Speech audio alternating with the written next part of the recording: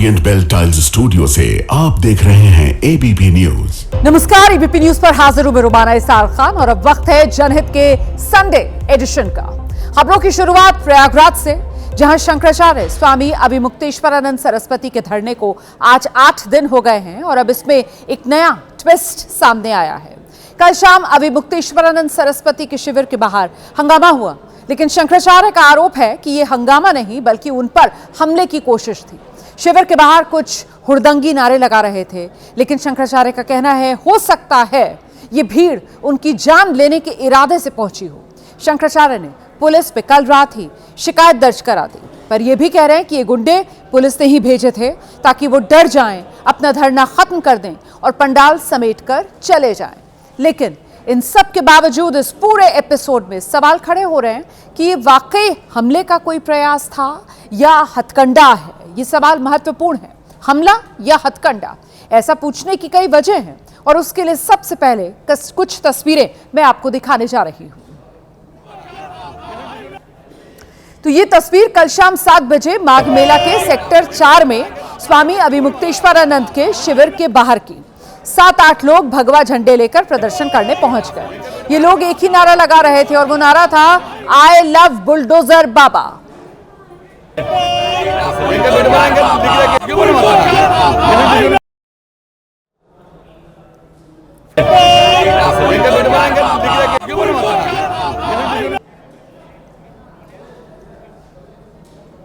शंकराचार्य के शिष्यों ने जब इन्हें हटाना चाहा तो हल्की धक्का मुक्की शुरू हुई।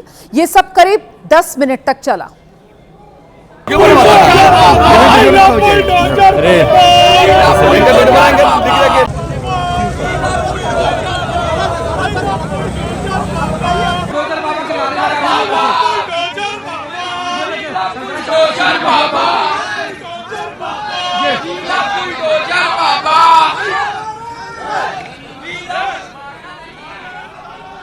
अभिमुक्तेश्वरानंद के शिष्य आरोप लगा रहे हैं प्रदर्शनकारियों के पास हथियार थे, वो शिविर में घुसना चाहते थे, उनके इरादे ठीक नहीं थे।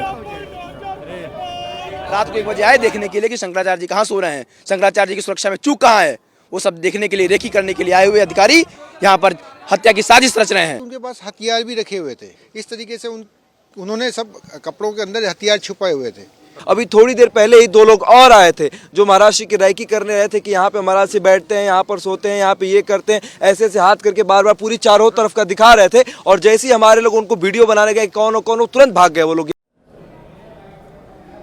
और इसके बाद रात को ही शंकराचार्य के शिष्यों की ओर से पुलिस थाने में शिकायत दर्ज करवाई गई है कि शंकराचार्य को खतरा है।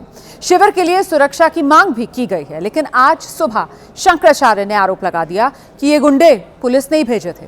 आरोप लगाते लगाते अभिमुक्तेश्वरानंद फिर से सीएम योगी तक पहुंच गए। जब प्रशासन ही हमको अगवा करके एकांत में ले गया था मारने के लिए, अब इसमें क्या बताना है कि किससे खतरा है? ये तो स्पष्ट हो गया ना कि उत्तर प्रदेश की सरकार हमको मारना चाहती है। उनको बहाना चाहिए कि यहाँ से कैसे हमको हटाएं। हम यहाँ जो बैठे हुए हैं उससे प्रशासन को समस्या है। बार बार प्रशासन के लोग पूछ रहे हैं कि कब जाएंगे, कब हटेंगे, क्या होगा। इसका मतलब है कि हमारे बैठे रहने से उनको समस्या है। हमको हटाने के लिए वो कोई ना कोई बहाना खोज रहे हैं। तो सुना आपने, शंकराचार्य ने दोनों बातें कह दी, पुलिस पर आरोप भी लगा दिया और उसी से सुरक्षा मांगने की बात भी कही है। अब इसमें कुछ सवाल हैं। शंकराचार्य ने ये कैसे जान लिया कि ये प्रदर्शनकारी पुलिस के भेजे हुए लोग थे? आई लव बुलडोजर बाबा के नारे से कैसे ये नतीजा निकाल लिया कि ये कौन लोग थे? अगर ये हमलावर थे, इनके पास हथियार थे, तो शिष्यों ने इन्हें क्यों जाने दिया? इनमें से एक को भी पकड़कर पुलिस को क्यों नहीं सौंपा गया? ये कुछ सवाल हैं। शंकराचार्य इसे गंभीर मामला बता रहे हैं, जबकि पुलिस का बयान अगर देखा जाए तो ये सिर्फ एक साधारण नारेबाजी थी। पुलिस ने लिखित बयान में बताया है, धरना स्थल पर मीडिया बाइट के दौरान नारेबाजी की सूचना थी, तुरंत संज्ञान लिया, जरूरी पुलिस बल तैनात किया, स्थिति सामान्य रही, कोई भी अप्रिय घटना नहीं होने दी गई। पुलिस जांच कर रही है कि ये कौन लोग थे, ये लोग खुद आए थे या फिर इन्हें यहां किसी ने भेजा था। एक ही नारा ये क्यों लगा रहे थे? संभव है पुलिस ये भी जांचे कि कहीं इसके पीछे कोई तीसरा तो नहीं है जो इस विवाद को बनाए रखना चाहता हो, इसमें अपना फायदा देख रहा हो। शंकराचार्य अपने शिविर में खुद सीसीटीवी लगा चुके हैं। खबर यह है कि पंजाब से 500 युवाओं का सुरक्षा दस्ता भी बुलाया गया है। कांग्रेस भी 150 वॉलंटियर यहां लगा रही है। हालांकि एक हैरानी वाली बात यह है कि शंकराचार्य का रोज रोज समर्थन करने वाले अखिलेश यादव कल के इस तथाकथित हमले के प्रयास पर अभी तक कुछ भी नहीं बोले हैं। अब आगे बहरहाल ये जो पूरा विवाद हुआ है, इसमें उत्तर प्रदेश के deputy CM Keshav Prasad Maurya headline हो सकते थे अगर वो स्वामी अभिमुक्तेश्वरानंद से मिलने उनके शिविर पहुंच जाते।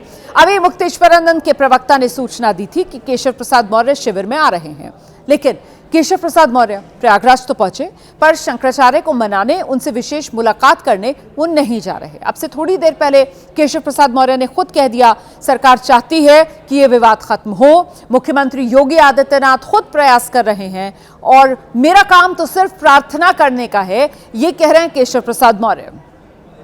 ऐसा कोई कार्यक्रम मेरा नहीं है। मैंने प्रार्थना की है भगवान शंकराचार्य जी से कि कृपा पूर्वक वो अपना जो विरोध है उसको समाप्त करके संगम, पवित्र संगम में स्नान करके एक अनुकूल संदेश देने की कृपा करें। मेरी हाथ जोड़ करके विनती है, प्रार्थना है, लेकिन अभी मेरा कोई जाने का कार्यक्रम नहीं। तो केशव प्रसाद मौर्य ने अभिमुक्तेश्वरानंद के शिविर में ना जाकर विपक्ष से वो चांस छीन लिया जिसमें वो शंकराचार्य को लेकर सीएम योगी और केशव प्रसाद मौर्य के आमने सामने आ जाने का एक नैरेटिव बना रहे थे।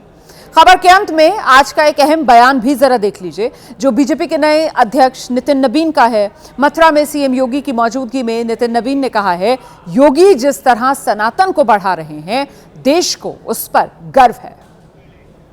माननीय मुख्यमंत्री जी को बहुत बहुत बधाई देता हूं कि जिस राज्य में बनारस से लेकर हम कह सकते हैं अयोध्या से लेकर और आज काशी की इस नगरी में भी, काशी के और मथुरा के इस नगरी में भी जिस प्रकार से सांस्कृतिक विरासत को आप आगे बढ़ा रहे हैं, निश्चित रूप से भारत का एक एक सनातनी व्यक्ति अपने आप में गर्व करता है।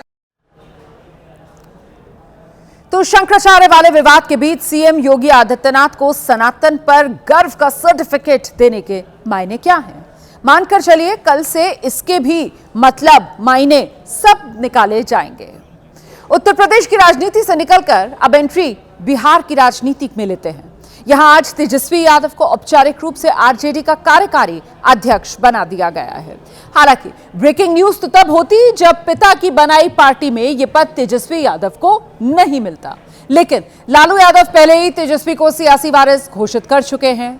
बिहार की बड़ी खबर यह है कि तेजस्वी को आरजेडी की औपचारिक कमान मिलते ही घर में घमासान का नया राउंड शुरू हो गया है। तेजस्वी की ताजपोशी होते ही आज एक बार फिर से लालू परिवार की जो कलह कथा है वो सरेआम खुलकर सामने आ गई। लालू यादव की दूसरी बेटी रोहिणी आचार्य ने तेजस्वी यादव पर बहुत बड़ा हमला बोल दिया है। रोहिणी ने तेजस्वी को शहजादे समेत किन किन शब्दों से नवाजा है, आपको आगे दिखाएंगे, लेकिन उससे पहले पटना से आई 3 बेहद दिलचस्प तस्वीरें क्या रही हैं वो देखते चलिए। लालू परिवार के बेहद करीबी और आरजेडी के राष्ट्रीय महासचिव भोला यादव ने तेजस्वी यादव के नाम का प्रस्ताव रखा और कार्यकारिणी के सर्वसम्मति से मोहर लगते ही तेजस्वी यादव बिहार की क्षेत्रीय पार्टी आरजेडी के राष्ट्रीय कार्यकारी अध्यक्ष बन गए। पिता लालू प्रसाद यादव ने तुरंत उन्हें बाकायदा शीशे के फ्रेम में सजा प्रमाण पत्र सौंप दिया। तेजस्वी ने पैर छूकर पिता का आशीर्वाद लिया और उसके बाद हाथ जोड़कर पार्टी नेताओं का अभिवादन किया। तीसरी तस्वीर में गौर करने की चीज ये थी कि तेजस्वी के बिल्कुल बगल में पार्टी के प्रदेश अध्यक्ष मंगनी लाल मंडल और पूर्व प्रदेश अध्यक्ष अब्दुल बारी सिद्दीकी मायूस से बैठे नजर आए, जिनके मन में यकीनन पार्टी में बड़ा ओहदा न मिलने की कसक होगी। तेजस्वी के ठीक पीछे उनके सलाहकार संजय यादव भी बैठे हुए नजर आए, जिन पर लालू प्रसाद यादव की बेटी रोहिणी आचार्य ने आज एक बार फिर से बेहद तीखा हमला बोला है। रोहिणी ने संजय यादव को गिरोह घुसपैठ का सरगना और तेजस्वी यादव को उनके हाथों की कठपुतली बना शहजादा करार दिया। बिहार चुनाव में आरजेडी की करारी हार के बाद से ही रोहिणी ने तेजस्वी और संजय यादव के खिलाफ जैसे मोर्चा खोल रखा है और ऐसे में राज्य के सत्ताधारी खेमे को ही नहीं बल्कि तेजस्वी के बड़े और बागी भाई तेज प्रताप यादव को भी एक बार फिर से आरजेडी पर तंज कसने का ये शानदार मौका हाथ लगा है।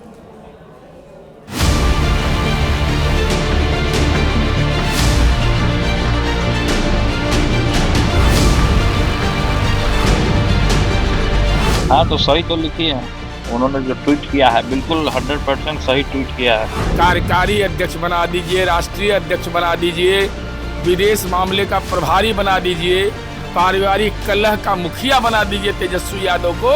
तेजस्वी यादव को बिहार की जनता और हमारी उम्मीद है कि राजद के कार्यकर्ता बर्दाश्त करने वाले नहीं हैं। राजद के अंदर अंतर्कलह तय है, परिवार में अंतर्कलह तय है और तेजस्वी यादव राष्ट्रीय जनता दल के आखिरी अध्यक्ष होंगे।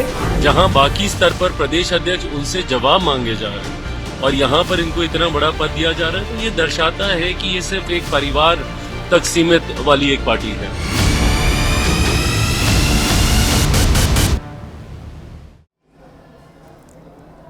तो लालू यादव की आरजेडी अब पूरी तरीके से तेजस्वी यादव की हो चुकी है। इसमें शक की रत्ती भर भी कहीं गुंजाइश बाकी नहीं है। लेकिन बड़ा सवाल यह है कि लाख जतन और बड़े बड़े लोक लुभावन वादों के बावजूद अभी 2 महीने पहले तेजस्वी की अगुवाई में आरजेडी की करारी हार हुई। ऐसे में क्या तेजस्वी अपनी पार्टी में नई जान फूंक पाएंगे? फिलहाल आरजेडी में राष्ट्रीय कार्यकारी अध्यक्ष के तौर पर ताजपोशी के बाद भी वो मौन तोड़ने को तैयार नहीं है।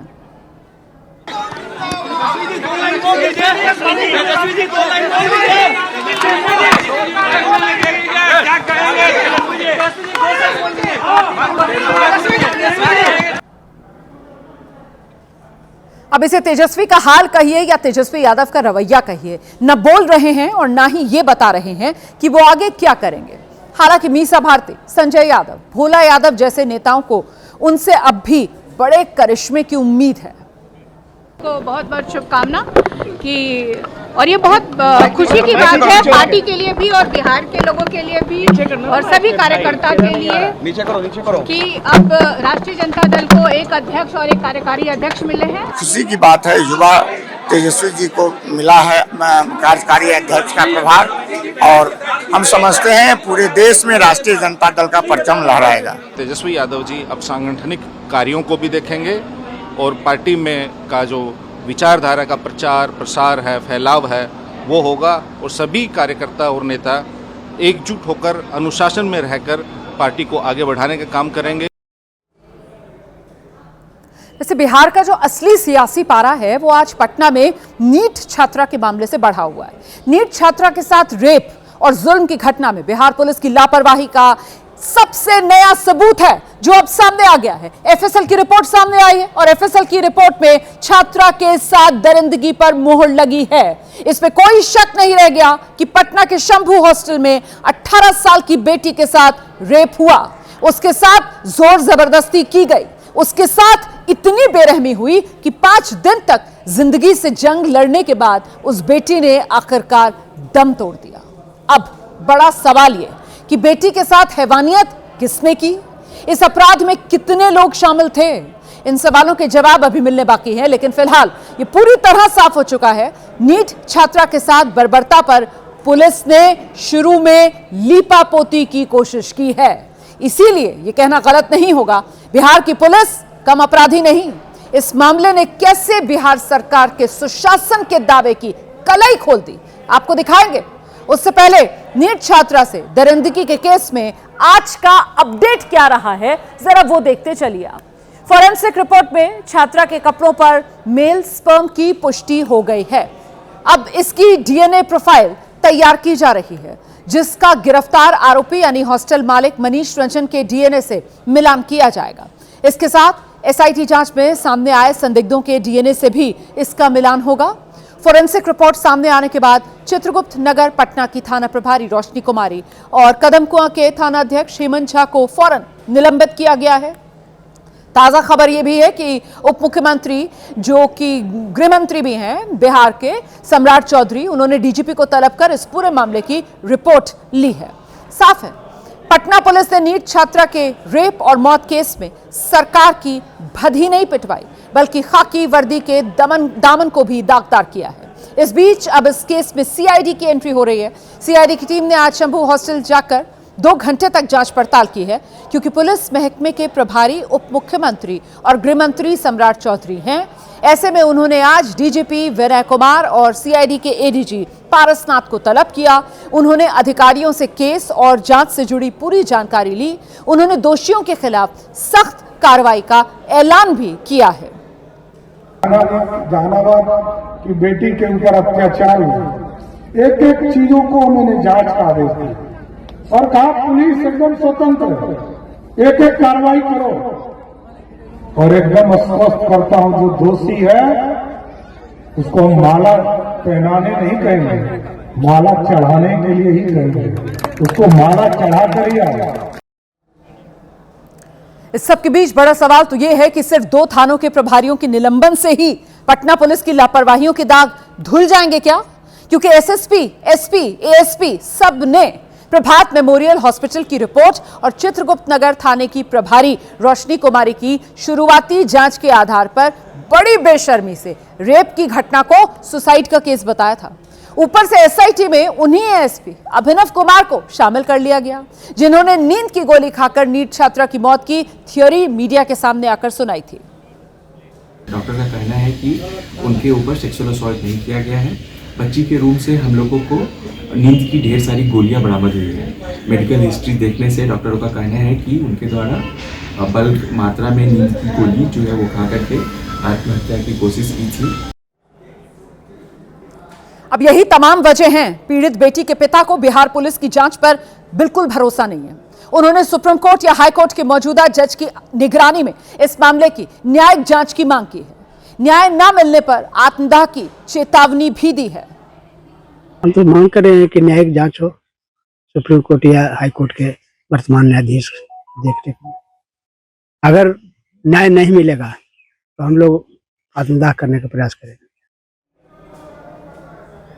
तो बिहार की राजधानी पटना में 6 जनवरी को नीट छात्रा के साथ बर्बर घटना हुई। हर कोई इससे आक्रोशित है। पहले तो पटना के शंभू हॉस्टल में बेटी के साथ हैवानियत, फिर जिस प्रभात मेमोरियल हॉस्पिटल में पीड़ित 9 जनवरी तक भर्ती रही, उसकी डॉक्टर्स की रिपोर्ट में रेप पर पर्दा डालने के आरोप लग रहे हैं। फिर पटना की पुलिस ने इस पर आंख मूंद कर यकीन कर लिया। वो तो शुक्र है कि पीएमसीएच की पोस्टमार्टम रिपोर्ट में रेप की जो आशंका थी उससे इनकार नहीं किया जा सकता था, इस बात का जिक्र हुआ। वरना हॉस्पिटल पुलिस ने दरिंदगी की पूरी वारदात को सुसाइड केस में बदल दिया था। यही वजह कि विपक्ष सरकार पर बड़ी मछलियों को बचाने के आरोप लगा रहा है। अब शासन प्रशासन ने छोटी मछलियों पर तो कार्रवाई कर दी, थाना प्रभारी एएसआई पर कार्रवाई होगी, बड़ी मछलियां कब पकड़ी जाएंगे? ये न दूध का दूध पानी का पानी हो, असली मुजरिम को कड़ी से कड़ी सजा मिले। ये एनडीए की सरकार है, सुशासन की सरकार है। हम लोग पहले से कहते आ रहे हैं कि कोई अपराधी बच नहीं सकता। अपराधी कहीं भी छिपे हों, पाताल से निकाले जाएंगे। वहीं सांसद पप्पू यादव तो नीट छात्रा के साथ रेप और हत्याकांड में बड़े नेता पुत्रों के शामिल होने के सनसनीखेज दावे कर रहे हैं। रंजन 12,000 की नौकरी करने वाला 100 करोड़ का मालिक कहां से हो गया? 200 करोड़ का मालिक कहां से हो गया? किसको अच्छा, इसके साथ कौन कौन नेता का बेटा रहता है? तो ये जो पटना है ना, नेताओं का पूरा बेटा, पदाधिकारी का बेटा और पैसे वालों का बेटा, और ये हॉस्टल मालिक और थाना, ये सब सेट है, सब मिले हुए हैं। आगे बढ़ेंगे, महाराष्ट्र का रुख करते हैं, जहां हरे रंग की सियासत में अब चेहरे गुस्से से लाल हैं और जुबानें लगातार आग उगल रही हैं। मुंब्रा को हरे रंग में रंगने वाले बयान पर असदुद्दीन ओवैसी की पार्टी AIMIM पार्षद सहर शेख के साथ खड़ी है। जवाब में भगवा रंग की राजनीति करने वाले भी खुली चुनौती लेकर मैदान में आ गए। कैसा हराया?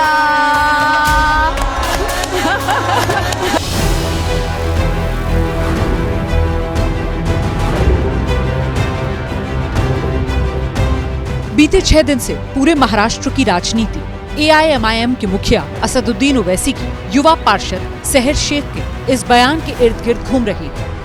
पूरे के पूरे मुंब्रा को ग्रीन कलर से ऐसे रंगना है कि इन लोगों को यहाँ से बुरी तरह से पछाड़ के भेजना है इंशाल्लाह। लेकिन थाने से निकले हरे रंग वाले इस विवादित बयान से अब पूरे महाराष्ट्र की राजनीति बदरंग हो चली है। वजह है महाराष्ट्र से पूर्व एआईएमआईएम सांसद और ओवैसी के चहेते इम्तियाज जलील, जिन्होंने अपनी पार्षद का समर्थन करते हुए पूरे महाराष्ट्र को हरा करने की बात कह दी, जिसे एआईएमआईएम के प्रवक्ता और पूर्व विधायक वारिस पठान ने और आगे बढ़ाया। अफसोस इस बात का ये हो गया है कि आपने इस देश को रंगों के अंदर बांट दिया है, लेकिन लोगों को ऐसा लग रहा है कि साहब ये रंग जो है ना, ये जात के साथ, ये रंग ये जात के साथ, ये रंग ये जात के साथ, ऐसा कुछ नहीं है साहब। और जिन लोगों की घटिया सोच होती है वो इस तरह के फालतू मुद्दों के ऊपर व्यस्त रहते हैं। डरने घबराने वाले का नाम नहीं, मजलिस इत्तेहादुल मुस्लिमीन, ये मार डालेंगे, गाड़ डालेंगे, कब्र बना देंगे, ये सब बोलना छोड़ो। मर गए मारने वाले, मिट गए मिटाने वाले, हाँ, डरते किसी के बाप से भी नहीं है। महाराष्ट्र में चल रही इस हरियाली वाली पॉलिटिक्स में अब महाराष्ट्र सरकार के मंत्री नितेश राणे की एंट्री हो गई, जिन्होंने अपने चिर परिचित अंदाज में जवाब देते हुए इम्तियाज जलील को महाराष्ट्र का भगवा इतिहास याद दिलाया। ये हराज साहब इम्तियाज जलील शायद अपना खुद का इतिहास भूल गया है कि जिस औरंगजेब ने, जिस टिप्पू ने हमारे इस महाराष्ट्र को और हमारे इस हिंदू राष्ट्र को हरा करने का सपना देखा, उनको इस महाराष्ट्र में ही दफन करके हमारे छत्रपति शिवाजी महाराज और छत्रपति संभाजी महाराज ने दिखा दिया है। दरअसल हरे रंग को लेकर एआईएमआईएम नेताओं की ओर से आ रहे बयानों को विरोधी ओवैसी की पार्टी का कट्टरपंथी एजेंडा बता रहे हैं। और अब बात देश के रत्नों की, उनकी जिनके योगदान पर हमें गर्व है। 26 जनवरी से एक दिन पहले केंद्र सरकार ने साल 2026 के पद्म पुरस्कार विजेताओं की घोषणा की है। साहित्य, कला, राजनीति, खेल समेत हर क्षेत्र में विशिष्ट योगदान के लिए देश और दुनिया के कुल 131 लोगों को पद्म पुरस्कारों से सम्मानित करने का ऐलान किया गया है। इन 131 हस्तियों में से 5 लोगों को पद्म विभूषण, 13 को पद्म भूषण, 113 लोगों को पद्मश्री से सम्मानित किया गया है। सिनेमा और कला में योगदान के लिए मरणोपरांत अभिनेता धर्मेंद्र को पद्म विभूषण, अभिनेता सतीश शाह को पद्मश्री से सम्मानित किया गया। इसके अलावा अभिनेता धर्मेंद्र, आप जानते हैं उनका हाल ही में निधन हुआ था और सतीश शाह का भी हाल ही में निधन हुआ था। वहीं जानी मानी प्लेबैक सिंगर अलका याग्निक और मलयाली सुपरस्टार मम्मूटी को पद्म भूषण से, जबकि अभिनेता आर माधवन को पद्मश्री सम्मान के लिए चुना गया है। खेलों में योगदान के लिए इस बार 8 खिलाड़ी पद्म पुरस्कारों के लिए सिलेक्ट हुए। इनमें भारतीय क्रिकेट टीम के पूर्व कप्तान रोहित शर्मा, महिला क्रिकेट वर्ल्ड कप विजेता टीम की कप्तान हरमनप्रीत कौर हैं, पूर्व क्रिकेटर प्रवीण कुमार भी हैं, पूर्व टेनिस प्लेयर प्रकाश अमृतराज पद्म भूषण से सम्मानित किए जाएंगे। और 131 पद्म सम्मानों की सूची में भारत की राजनीति और सामाजिक क्षेत्र से जुड़े भी कई नाम हैं। 131 लोगों की लिस्ट में ये संयोग है कि इनमें उन राज्यों के लोगों की भी लंबी लिस्ट है जिन राज्यों में इसी साल विधानसभा चुनाव होने हैं। वैसे तो लिस्ट में सबसे ज्यादा 15 नाम महाराष्ट्र से हैं। इसके बाद दूसरे नंबर पर तमिलनाडु है, जहां से 13 हस्तियां पद्म पुरस्कार के लिए चुनी गई हैं। इस लिस्ट में पश्चिम बंगाल की 11 हस्तियां, केरल से 8 चुनिंदा लोगों को इस सूची में रखा गया है। इसमें भी एक विशेष बात है कि कुल 5 पद्म विभूषण का ऐलान हुआ और इन 5 में से 3 पद्म विभूषण केरल से ही हैं। इनमें केरल के पूर्व मुख्यमंत्री रहे वीएस अच्युतानंदन का नाम सबसे पहले है। दूसरा नाम सुप्रीम कोर्ट के पूर्व न्यायाधीश केटी थॉमस का है। तीसरा नाम मलयाली लेखक पी नारायणन का है। इनमें सबसे ज्यादा चर्चा वीएस अच्युतानंदन के नाम को लेकर हो रही है, जो अपने दौर में देश में वामपंथी राजनीति का दूसरा सबसे बड़ा चेहरा हुआ करते थे। हालांकि पद्म पुरस्कारों को राजनीतिक नजरिए से नहीं देखा जाना चाहिए। इससे पहले भी सरकारें विपरीत विचारधारा के लोगों को ये सम्मान देती आई हैं, लेकिन राजनीति सियासी चश्मे से ही चीजें देखती है। ये भी कोई नई बात तो है नहीं। क्रिकेट के मैदान से भारत के लिए आई है अच्छी खबर। भारत ने न्यूजीलैंड को T20 सीरीज में हरा दिया है। भारत ने गुवाहाटी T20 8 विकेट से जीता। टीम इंडिया के ओपनर अभिषेक शर्मा ने T20 इतिहास में दूसरा सबसे तेज अर्धशतक बनाया है। अभिषेक ने न्यूजीलैंड के खिलाफ गुवाहाटी T20 में महज 14 गेंद पर अर्धशतक जड़ दिया। अभिषेक के गुरु युवराज सिंह के नाम T20 में सबसे तेज अर्धशतक का रिकॉर्ड है। युवराज ने महज 12 गेंद पर अर्धशतक लगाया था और भारत ने इसी के साथ 8 विकेट से तीसरा T20 जीतकर सीरीज अपने नाम कर ली है। भारत की ये 9वीं लगातार T20 सीरीज जीत है।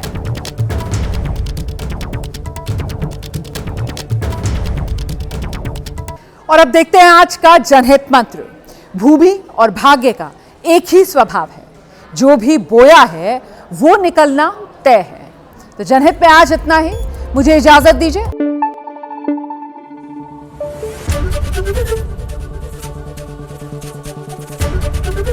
एबीपी न्यूज आपको रखे आगे।